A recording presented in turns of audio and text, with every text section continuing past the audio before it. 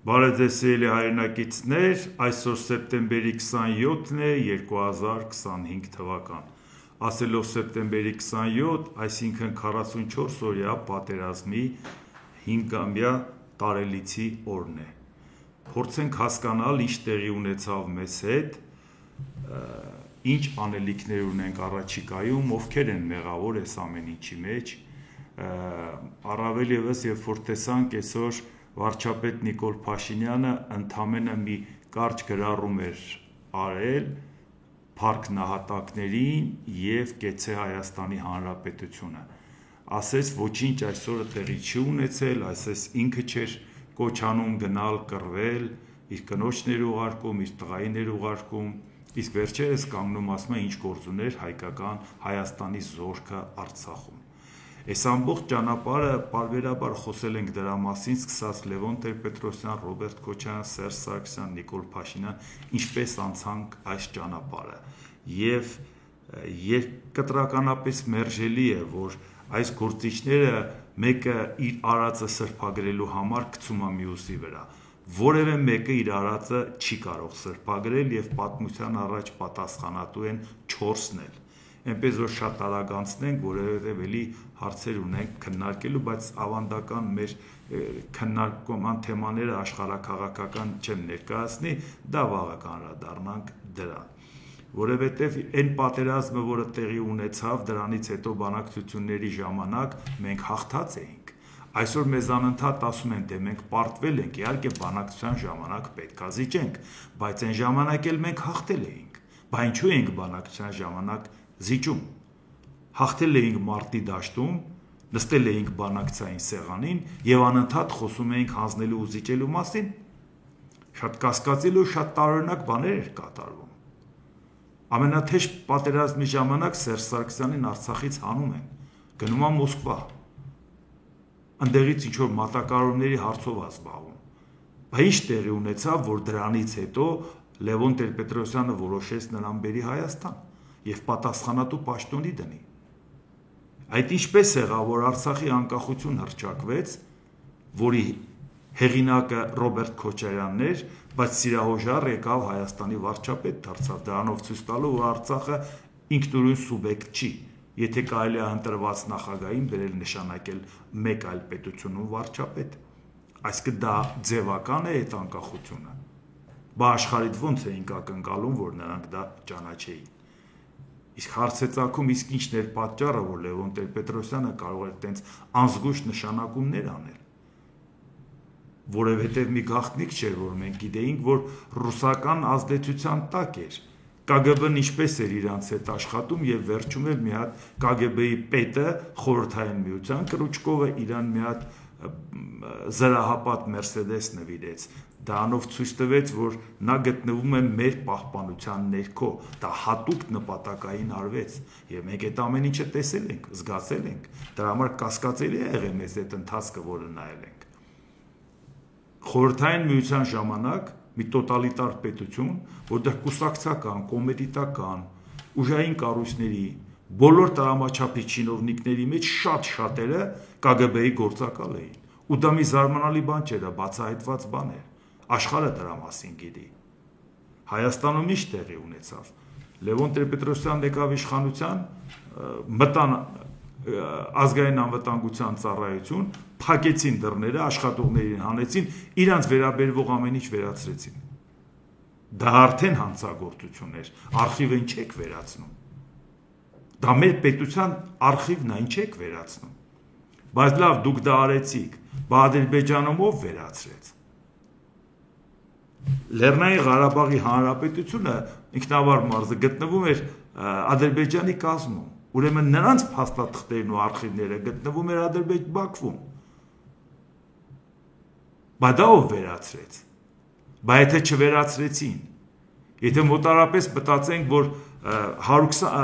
ադրբեջանցիները դուրս էին եկել, մնացել էին հայ բնակչությունը։ Մինչև այդ ով գիտեր, որ պետք է արդյունքը այդպես լինի։ Պատերազմի սկզբնական շրջանում գալի տարածք էին գրավում, մենք շատ վատ վիճակի մեջ էինք։ Այսինքն այնպես չի, որ միանշանակ էր, որ Արցախը հաղթելու էր եւ մանավանդ ազատագրված տարածքներն էլ էր վերցրելու որպես անվտանգության գոտի։ Դա նշանակում է պարբերաբար եղել են նամակագրության մեջ, գրագրության մեջ, ինչի խորհրդային միության Ադրբեջանի KGB-ն Արցախում չեր ունեցել իր գործակալները, համարենք 120,000 բնակչի, հայ բնակչի պարագայում մի 10%-ը գործակալ էր։ Բայց 12,000-ն ուր են, ժողովուրդ ջան, որ տենց հեշտությամբ բերել եք պաշտոն եք տվել Հայաստանում, որևէ մեկին այո բարոյական իրավունք չունենք կասկածելու դրա մեջ, բայց նաև իրավունք ունենք, չէ, զգույշ ելնելու հաշվենկատ, չտալ այնպիսի պաշտոններ, որը կարող է վտանգ ներկայացնել,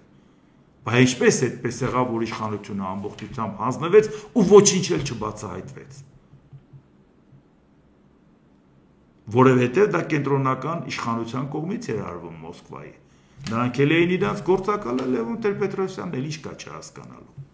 մենք էսպես ենք սկսել, որ պատերազմի ընթացքում բանակցային սեղանի շուրջ անընդհատ խոսել ենք զիջումներից։ Եվ այդ ամբողջ ընթացքը եթե նույնիսկ չանցնենք նորից, իսկ երբ որ գալիս ենք այսօր ենք տեսնում, Նիկոլ Փաշինյանն ասում է նախկինները միայն բանակցել են հանձնելու համար, բայց հետո ինքն էլ հիմնավորում է, որ ինքն էլ կռվել է հանձնելու համար։ Մեղադրում ես նախկիններին, որ բանակցել են հանձնելու, եթե նպատակը հանձնելն էր, որպեսզի Հայաստանի վզից պարանը հանեն, իսկ այդ պարանը Նիկոլ Փաշինյանի կարծիքով գցած էր Հայաստանի վզին դեռ Լևոն Տեր-Պետրոսյանի ժամանակ, որովհետև ինքը օրինակ էր վերում 96 թվականի դեկտեմբերի 3-ի Լիսաբոնի գագաթնաժողովը,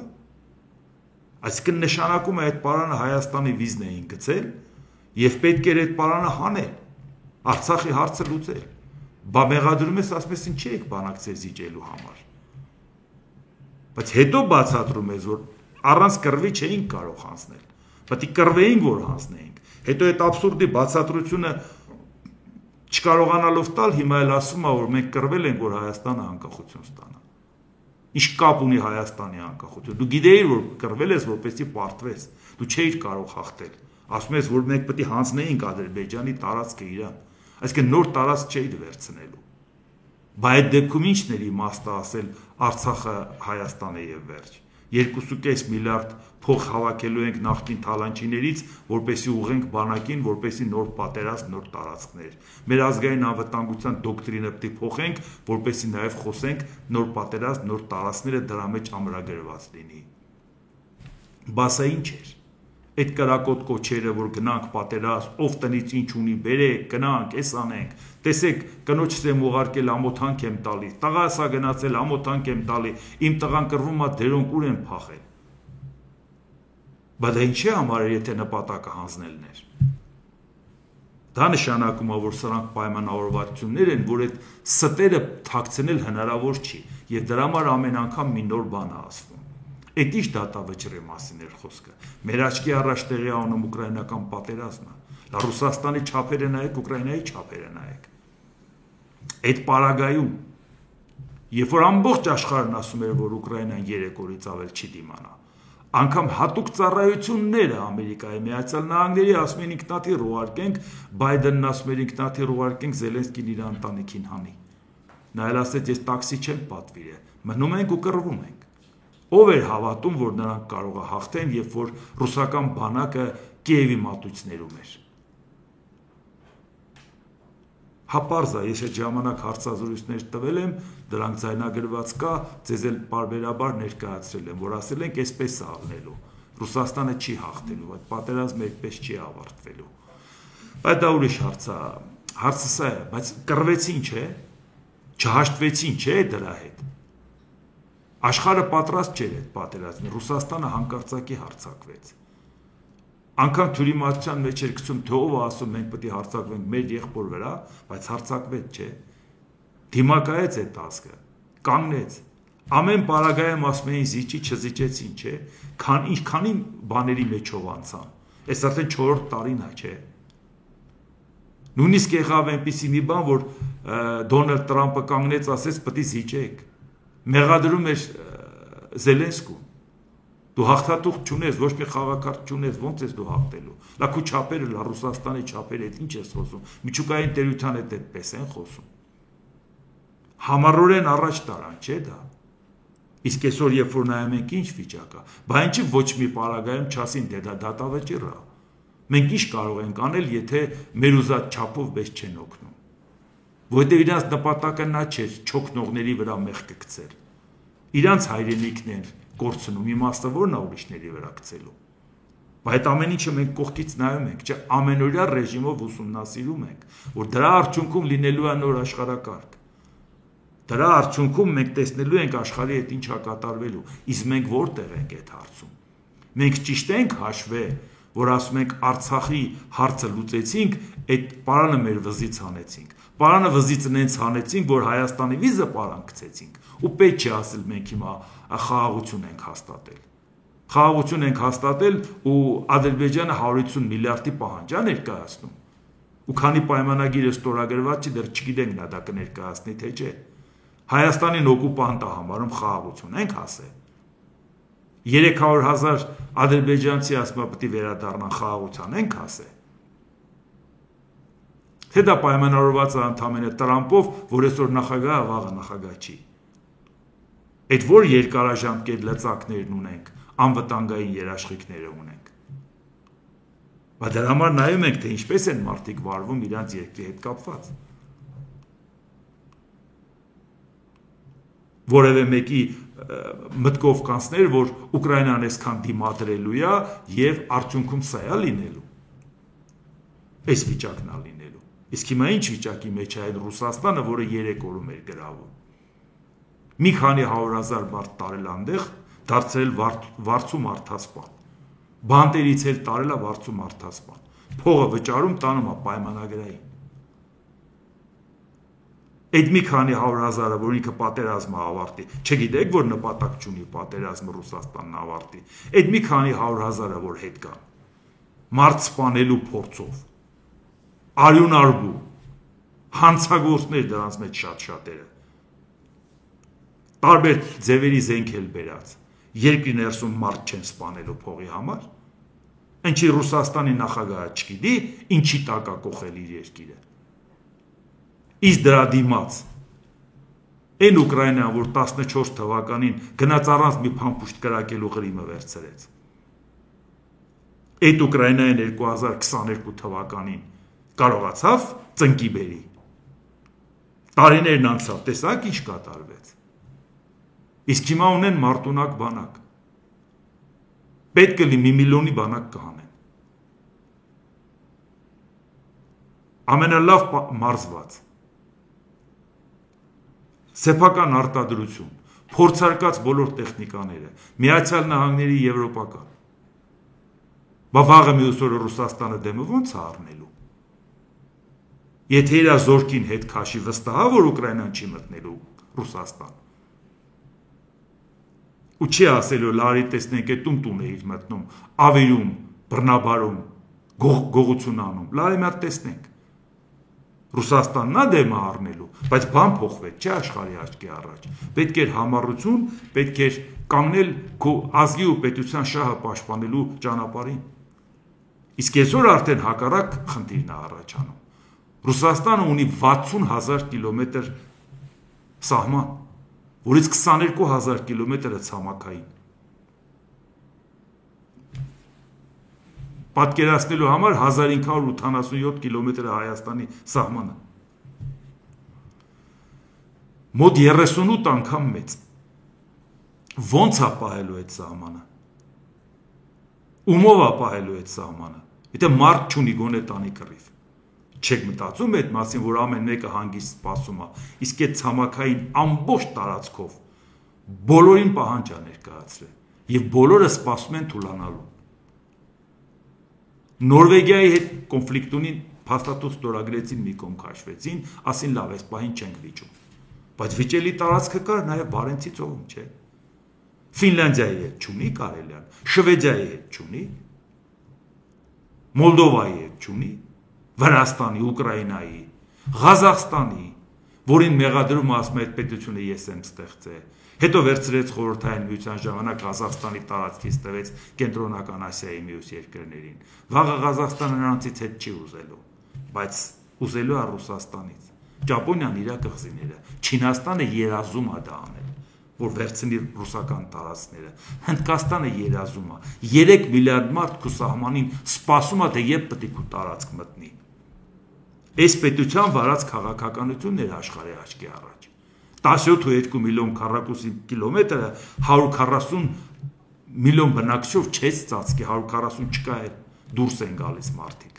Իսկ դեմոգրաֆիական վիճակն էլ փոխվում է։ Շատ երեխաներ են ունենում արտագնա աշխատանքի եկած մահմեդականները, նաև որոնք որ շատ-շատերը ձգտում էին անկախության։ Դա խեղդեց չեչենական պատերազմը, հիշում եք 2 անգամ։ Բայց մինչև այդ որ խորհրդային միությունը լուծարվեց, Ռուսաստանը ոնց էր ժեստեր անում սուբյեկտներին, որ հանկարծ լայն ինքնավարություն տանք։ Թաթարստանը արդեն լրիվ ոնց որ ինքնուրույն պետություն ելներ, պետություն պետության մեջ։ Հետո կամաց հավաքեց, որ ուժով կարողանա պահի,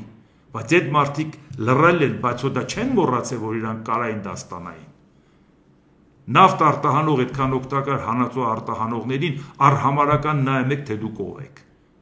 Ռուսները երկրորդ սորտ են համարում նրանց, ում նավթով ու գազով ու օգտակար հանածոներով աշխարհի հետ հաշվի են նստում։ Լավ մի հատ գնացեք նայեք Բաշկիրիա, գնացեք նայեք Յակուտիա։ Բայց մարդ են հաշվում նրանց։ Ինչ է այդ մարդիկ դա չեն հասկանում, որ վաղը մյուս օրը դրա տեղը հանելու են։ Այսինքն այս վիճակն է, բայց այս վիճակը ինչից առաջացավ։ Ընդհանրապես մի հատ համառությունից, կազմակերպվածությունից, որ մենք չենք ճակատագրի հետ հաշտվում, այլ մենք շարունակելու ենք մեր պայքարը։ Իսկ հիմա դուք տեսնում եք, ինչպիսի հարվածներ են հասցնում էներգա համակարգերին Ռուսաստանի, ինչպիսի խնդիրներ են ստեղծում Ռուսաստանի տարածքում։ Ռազմական օբյեկտներին ինչ հարվածներ են հասցնում, Ռուսաստանը ինչին է խփում, բնակավայրերին որ վախացնի, վախացնում ես, թե աչքերն արուն կողած սպասում են որ մտնեն քո տարածք։ Որևէ մեկը դրանից վախենում է։ Եվ սա մեր աչքի առաջ է, չէ՞։ Սա այն պետությունն է, որի վրա հույսը դրել է Նիկոլ Փաշինյանը։ Ընջեր մեծ ամեն ինչը շարունակենք, զարգացնենք, էս անենք։ Բայց դա ենք ասում։ Ու այսօր Արցախի հետ կապված հարցը դա հաստատ փակված չի։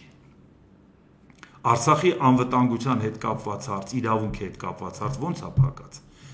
Տարբեր կազմակերպություններ մշտապես անդրադառնում են։ Այսինքն էթնիկ զտումը կարելի է այդպես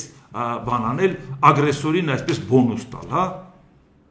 Ասել դե լավ, դե որ էթնիկ զտում ես արել, լավ ես արել։ Չկա Արցախի հարց, վերջ հարցը ավարտված է։ Ինչա Հայաստանի իշխանությունները քար լռություն այսօրվա հետ կապված։ Ասես ոչինչ չի եղել։ Ակնարկում են, էլի։ Փառք են տալիս ու վերջ։ Գնահատական տալ, տեսնել ոնց եղավ, տեսնես ինչ եղավ։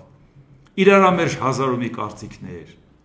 Մինչև Արցախը չհանձնեինք, Ռուսաստանից անկախություն չէինք ստանա։ Մինչև 2023 թվական ֆորպոստ ենք եղել։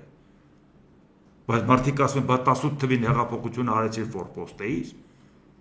Այսինքն առանց Պուտինի ես դարել։ Եթե առանց Պուտինի ես դարել, բայց ո՞նց էիր ֆորպոստ։ Եթե դու Պուտինին դեմ ես գնացել, հեղափոխություն ես արել։ Ո՞նց ես շարունակել 5 տարի ֆորպոստ մնացել։ Իսկ եթե Պուտինի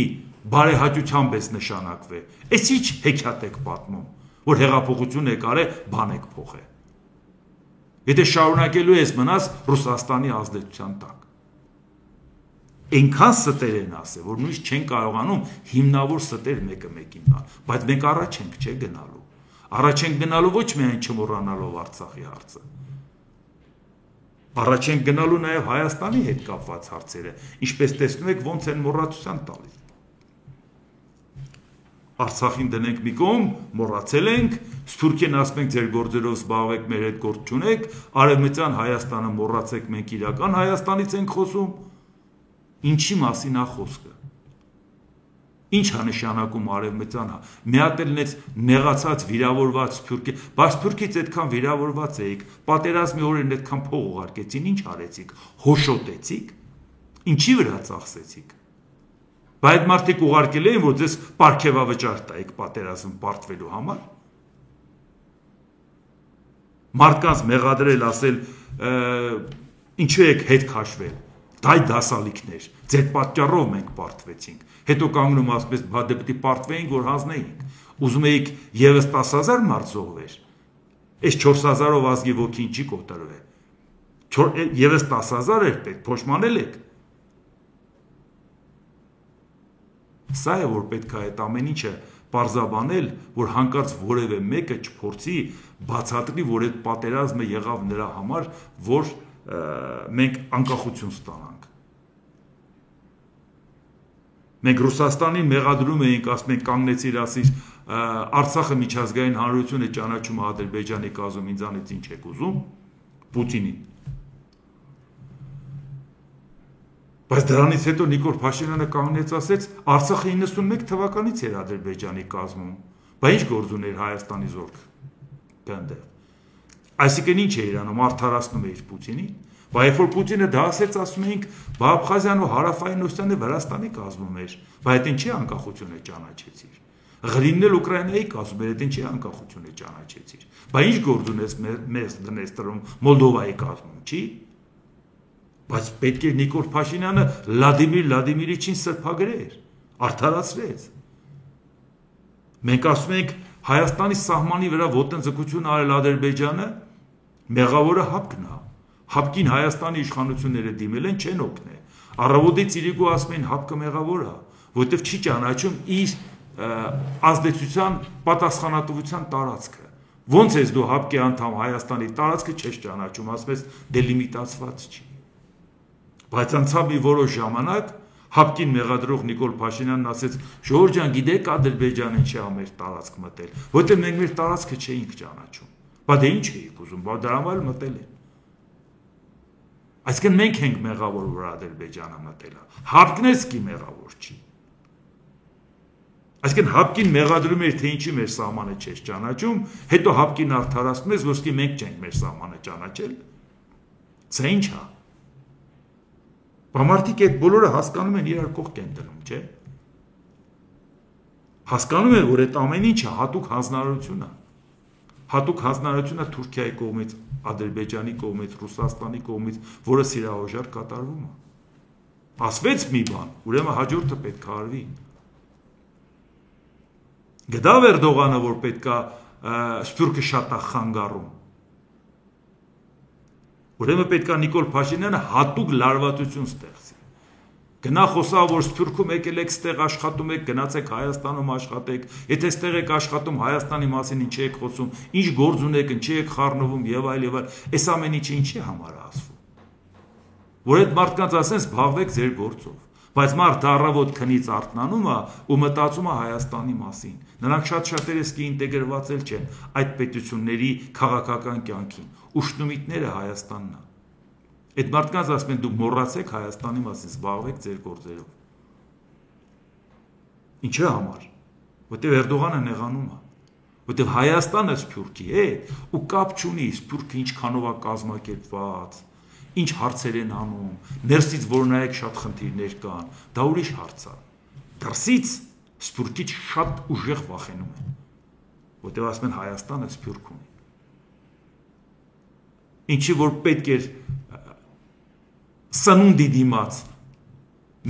ազգային արժեքները վաճառեին թանգարաններից։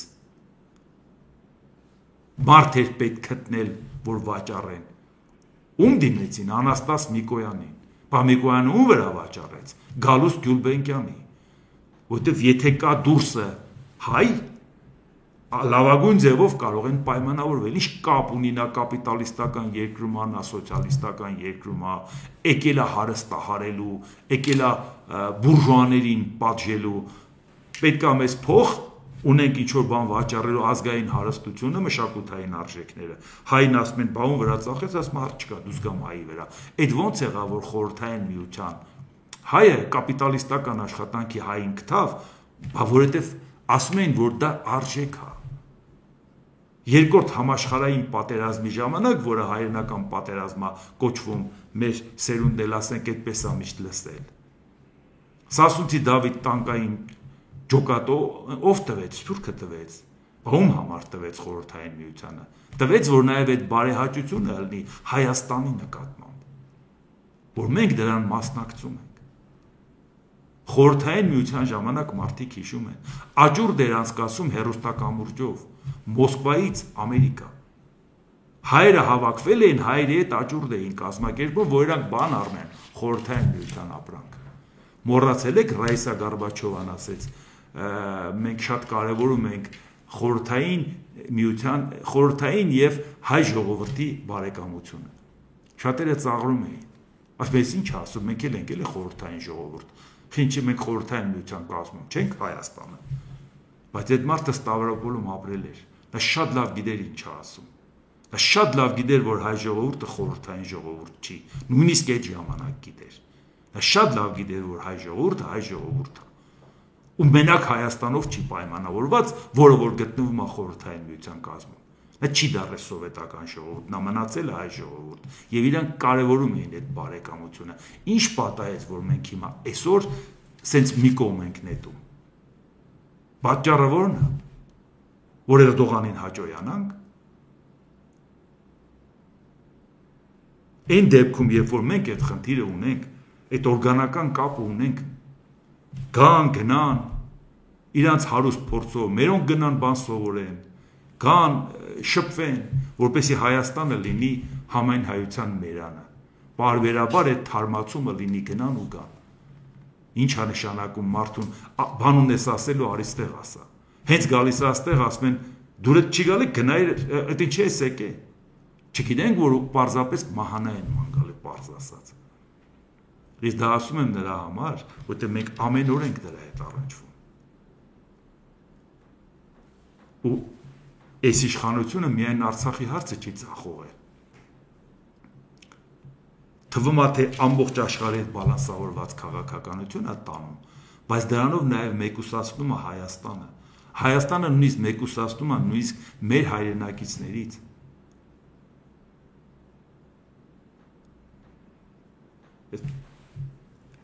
Երկաթյա վարագույրը եղել, շփում չի եղել։ Բայց նույնիսկ այդ պարագայում Սփյուռքի հետ շփում է եղել։ Այսօր սա ինչի վերածվեց։ Սա համարում եք պատահականություն, հա։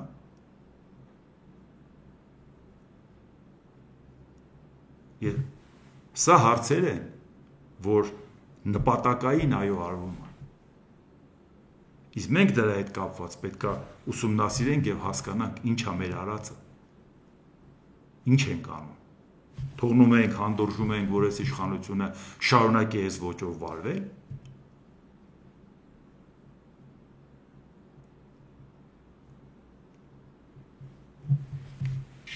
Սա նաև մենք գիտենք, առաջիկայում իրանք սպասում են, որ ընտրությունների հետ կապված ասեն, որ խաղաղություն չի ուզում, պատերազմ է ուզում, ով է պատերազմ ուզում։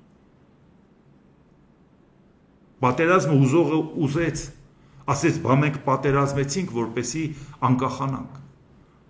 Այսինքն ընդունեց, որ այդ պատերազմը հրահրված էր Հայաստանի կողմից։ Նոր ընդամենը վերջերս բացատրում էի, որ 907 բանաձևը Ամերիկայի Միացյալ Նահանգները 92 թվականից չի հանել, նոր է որոշել, որ հանի։ Ալիևը շնորհակալություն էր հայտնում։ Բայց չէին Ալիևին օկուպանտ համարում, ագրեսոր 92 թվականին։ Բայց Նիկոլ Փաշինյանը 91 թվականին Ալմատիի փաստաթղթով մենք էինք օկուպանտը արդեն։ Մենք ինչ գործ ունեինք մտնեինք Ադրբեջանի տարածք։ Այսինքն մենք մտել ենք Ադրբեջանի տարածք, բայց օկուպանտ են ճանաչել Ադրբեջանին։ Բայց ինչի։ Մեզ օկուպանտ չի ճանաչել ոչ մի բանաձևով։ ՄԱԿ-ի անվտանգության խորհրդի։ Ասել են, այս մեկը հանձնի, այս սենց արայինն ինչի բարթա բացել կարդալ, ով է մեզ օկուպանտ համարել։ Ադրբեջանը եւ Նիկոլ Փաշինյանը։ Բայց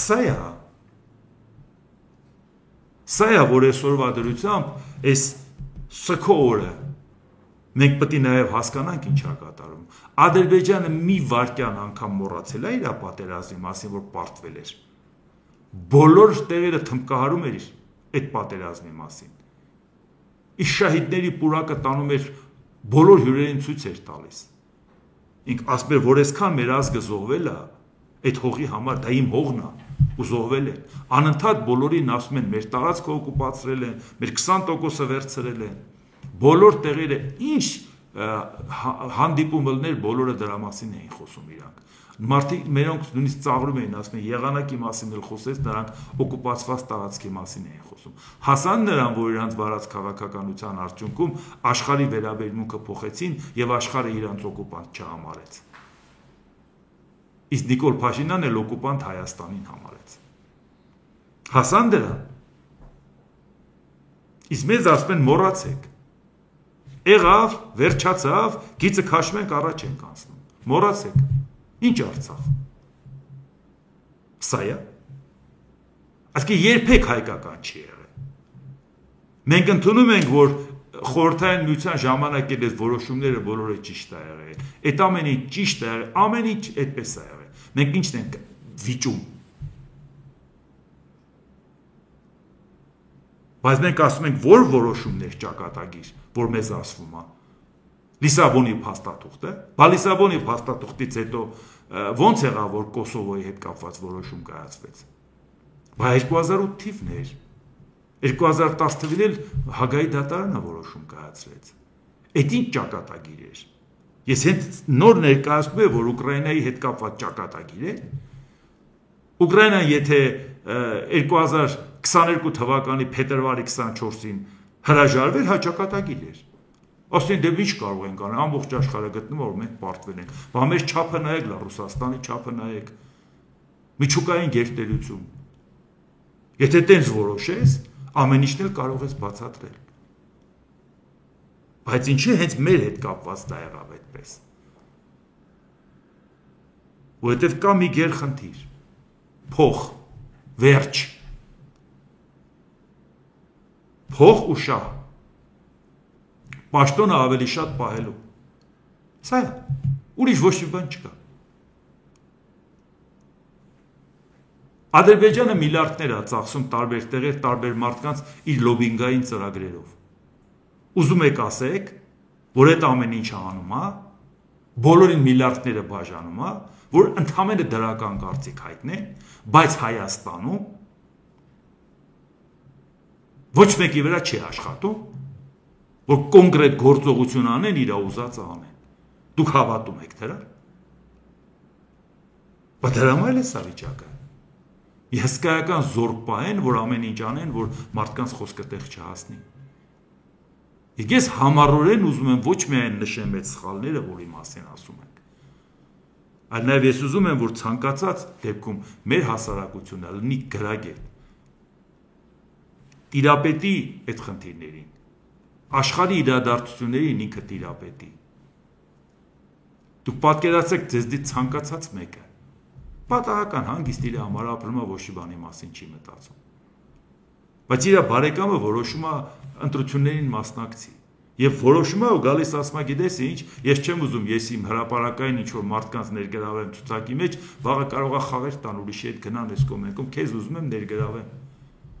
Ես ձեզ գրում եմ ցուցակի մեջ։ Մի քանի ամիս հետո դառնում եք ազգային ժողովի պատգամավոր։ Գնալու եք աշխարհին Հայաստանը ներկայացնեք։ Ինչ եք ներկայացնելու։ Դուք մի հատ մտածեք, այսօր դուք պատրաստ եք աշխարհի հետ նստել բանավեճի, փոքր պետություն եք ներկայացնում։ Դուք պետք է կարողանաք հայկական շահ ներկայացնեք։ Դիրապետում եք, մանավանդ որ ոչ մեկին ձեր ցավ ու դարտը չի հետաքրքրում։ Գնացիք նստեցիք, ինչ եք ասում։ Բա դրա համար եթե ուզում ես, որ աշխարհի հետ կապված այդ ամեն ինչը մարդիկ գոնե ընդունեն, գոնե դիմացինի դեմ նստելու ժամանակ պետք է իր պետության հետ կապված խնդիրներին տիրապետես, որ խոսես դրա մասին։ Մի րոպե Հայաստանի մասին խոսելու համար կարող է մի ժամ խոսես իր մասին, իր երկրի մասին, որտեղ ինքը ընդհանրապես չգիտի էլ Հայաստանը որտեղ է։ Ընդհանրապես լսած էլ չի այդ պետության մասին։ Մենք ուզում ենք նրան պատմենք ինչ-որ բաների մասին, բայց եթե այդ մարդու հետ խոսես իր երկրից, շատ հարցերից, աշխարհի թեմաներից, որ նույնիսկ զարմանա թե ով է, որ այս ամեն ինչը գիտի, իսկ մենք չգիտենք այդ ամեն ինչը։ Մեր երկրի հետ կապված։ Կարող է մի հատ հետաքրքրի ասի, բա դու ով ես, դու որ երկրից ես, չէ՞, որ դու էլ ասես, ես ինչ երկրից եմ։ Որ եթե բրիտանացու հետ խոսում ես, ու ինքը մտածում որ մտամ դու ով ես, որ ինքը մի գերտերությունը, նարod չես ասելու Տիգրան մեծ 300,000, եթե նա 36 միլիոն էլ ա եղել, քառակուսի կիլոմետր, նրան ինչ Տիգրան մեծ եւ ինչ 300,000, նա պետք է քեզ լսի, բայց եթե դու հրաշալի տիրապետում ես նրա թեմաների հետ կապված, Օլիվեր Կրոնվելը էս արեց, մյուսն են արեց, մյուսն են արեց, Չերչիլն էս արեց, մյուսն են արեց, Հորացիո Նելսոնն էս արեց, Արտուր Վելինգտոնն էս արեց, Բերնարդ Լոու Մոնտգոմերին Նորմանդիայում էս արեց, բայց այդ ամեն ինչը խոսելու ընթացքում ես, չէ՞, մի հատ էլ ասում ես Հայաստանը գիտես որն է, որ Ուիլյամ Գլաստոնն ասել է ծառայել Հայաստանին նշանակում է ծառայել քաղաքակրթությանը, այ Հայաստանը դա է, եթե Հայաստանի տեղը չգիտես ոչինչ, Գլաստոնի մասին լսել ես, իսկ գիտես հայոց լեզուն որն է, որ քո Բայրոնն ասում էր հայոց լեզու եմ սովորում, որ ասու հետ հաղորդակցվեմ, Հայաստանի մասին չես լսել, Բայրոնի մասին լսել ես, մեծ աղբեր, Գլաստոնի մասին լսել ես, այդքանը հերիք է, սա ինչի համար է, որ մարդկանց կարողանաս քո ուզածը ներկայացնես քո պետության շահը ու շատ հանգիստ ասես, որ դու շարքային մի քաղաքացի ես, քոպես տասնյակ հազարավորներն ու 100 հազարավորները կան, պատգամավոր չես, գիտնական չես, նախարար չես, սովորական մարդ ես, սովորական դպրոց գնացած էլիտար չէ, Կիրովականի 6-րդ դպրոցը, Ցալկուտի թաղամասի, մի տարի էլ 13 դպրոցը, դիմաց թաղամասի, Ինստիտուտն է ժողովրդատնտեսության ինստիտուտը, որ հիմա տնտեսագիտական համալսարանը։ Բայց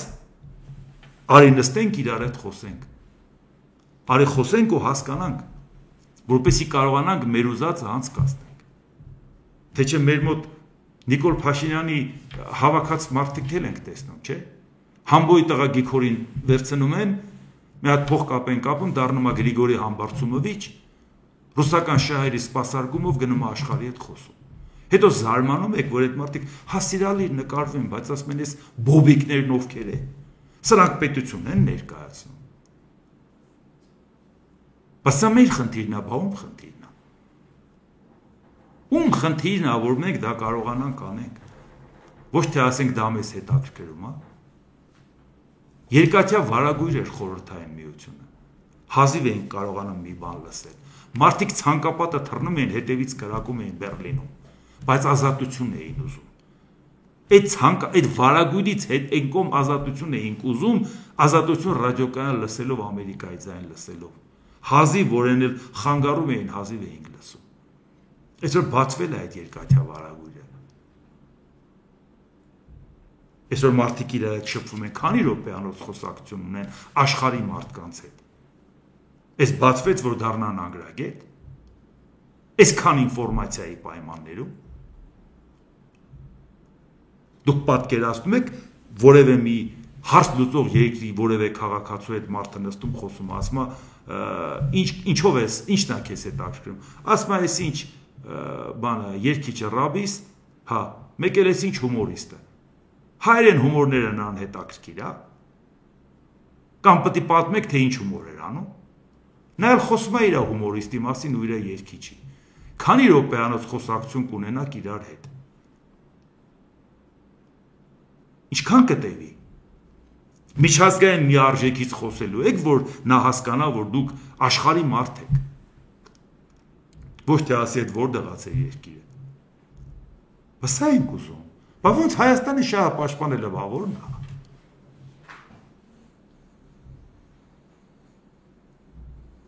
Այս հարցերը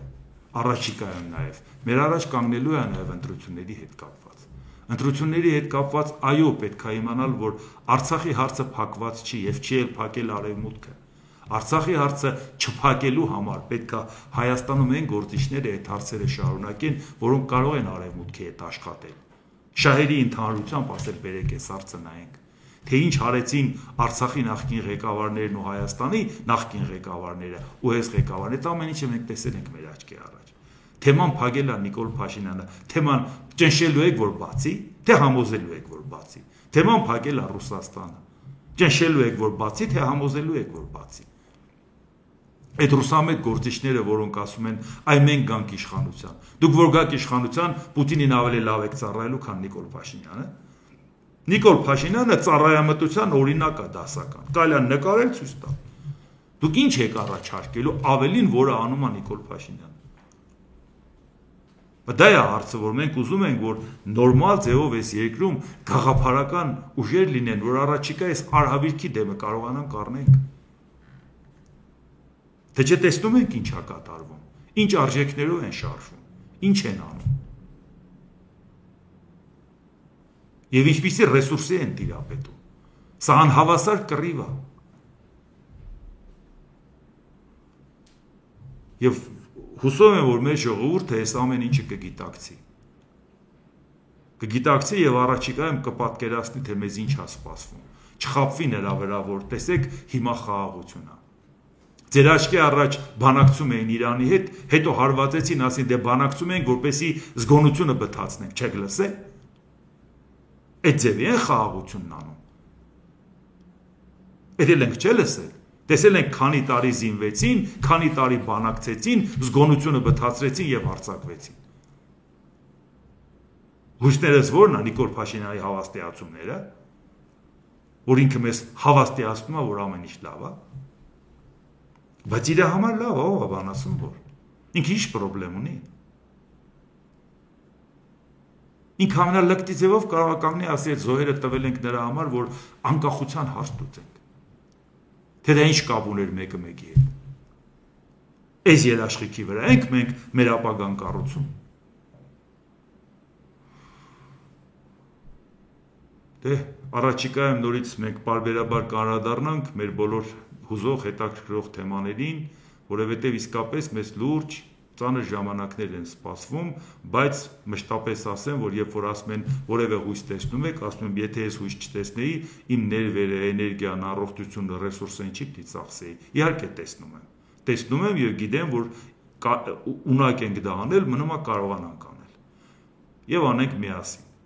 Դե ինչ, այսօր այսքանը, եթե հավանեցիք սեղ մեկ լայք կոճակը, բաժանորդագրվեք Էդվարդ Անտինյան YouTube-յան ալիքին, սեղ մեկ զանգակ կոճակը, գրեք մեկնաբանություններ, գրեք հարցեր, դիտեք եւ դատեք ինքներդ։ Շնորհակալություն։